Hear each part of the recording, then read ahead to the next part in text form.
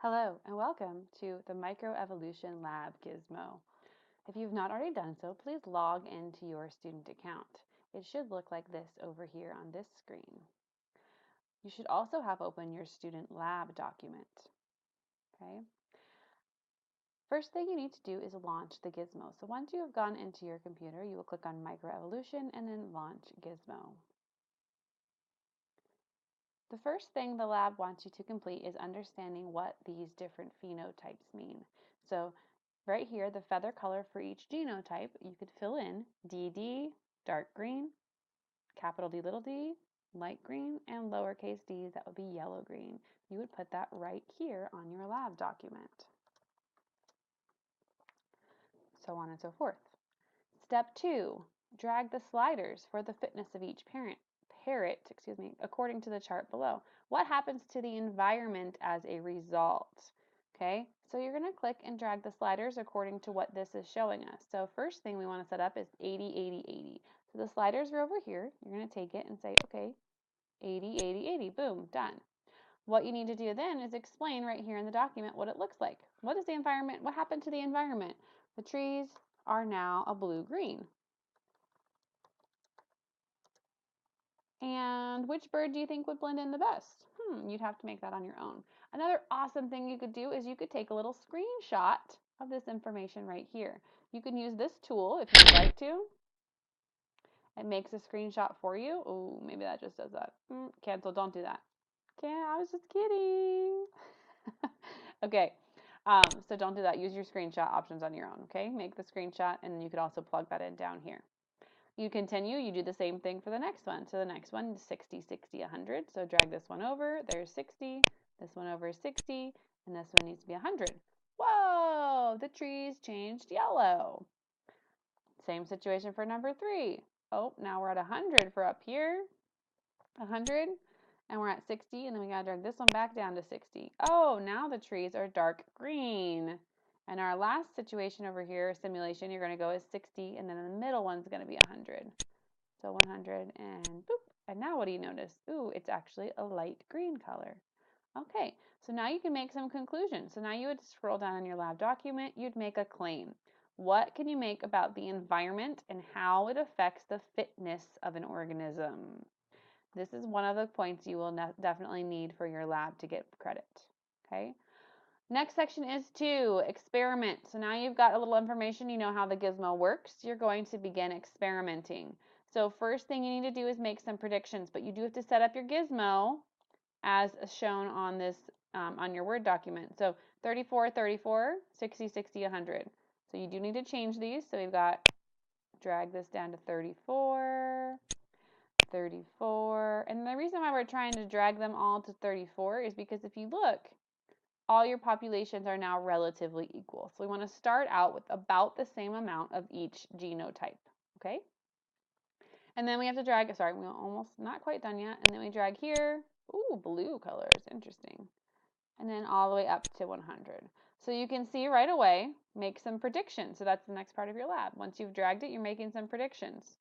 Based on the color of the trees, which parrots will be easiest for predators to spot and kill? I wonder which ones. How would you expect the proportions of D alleles and lowercase d alleles to change? So in this one, you would just write down a sentence. D will blank. Is it going to go up? Is it going to go down? And lowercase d, oops, make sure it doesn't auto-correct, will blank. So just make sure you're giving me what's going to happen. Will it increase, decrease, stay the same? Will it go crazy? I don't know.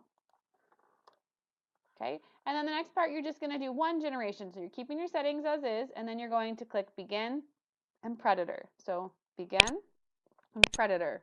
Oh, look at that predator. It's a hawk. It's come and eaten some of the parrots. How many, you ask? Oh, what? So this is going to be your first information. All this information here, you're going to put into your chart. So you're going to just literally copy those numbers. So 170, 160, 170, total we had 500 to start with, and then you talk about how many were killed. 79, 63, 0. What? 0 were killed? I wonder why. And then your ending populations, you just plug the numbers in over here. Okay? All right. And if at any point I'm going too fast, you can always pause, get your information filled in, and then come back. So number 7, explain. How does the amount of survivors relate to the fitness of each parrot genotype? So you just make a sentence. Again, the blank, the fitness, the blank, the amount of survivors. Okay, so pretty self-explanatory there. As you continue onward, the next part is going to be filling in the chart for 5 generations. So you've already done generation 0. To get to your first generation, you just click breed. When you do that, the birds have then mated. They're going to breed more offspring. Those ones are gone. And then we hatch that, and we now have our first generation. You can repeat this process 5 times. Here we go. Predator. Do you need to collect data every single time? No, because as it says, you're going to select the table tab to record the populations over time after you have finished. So I'm just going to quickly go through this until I get to 5 generations. Okay, and we're back, and I have found my way to generation number 5. So I am at generation number 5. This gives us the resulting generation, so all the information from this generation. Now to fill in your chart over here, you just simply click on the table tab on the gizmo, and all this information is already here for you. It's crazy. So now what you could do is you could either take all these numbers and put them in your chart, or you could take a simple screenshot and put it right on top of this chart. That way you don't have to spend 10 minutes copying over the data. Now, once you've got that, now what do you see? So what are some things you notice about this data? We started with 170, we ended with 3. We started with 160, and over time, it went up, and then it went back down. And then over here, we started with 170, and every single generation kept going up. Those are what you would write down right here. What patterns do you see in your data? This did that, this did that, etc., and so forth. Okay. Now you also need to take a look at the graphs so you can kind of see what the graphs are telling us. So we can interpret. The graphs are up here in the tabs as well. Allele graph. Okay, what do you notice? What does this line tell us? Give us one sentence about it. What does this line tell us? Give us a sentence about it. That's question number, what number was that one? I think that's number 10. Yep, and number 11, genotypes. Now we're going to click on genotype graph. Okay, same idea here, but you'll have to have 3 sentences. So what happened with this one? What happened to this one? What happened to this one? Okay. Once you've gotten a chance to analyze your data, you're going to make a claim. So I've started you off, made it pretty basic for you. Organisms with advantageous traits, blank in proportion to those lacking it. So what was the advantageous trait? Oh, we talked about it up here at the beginning. We are looking at a population with, right here, where is it?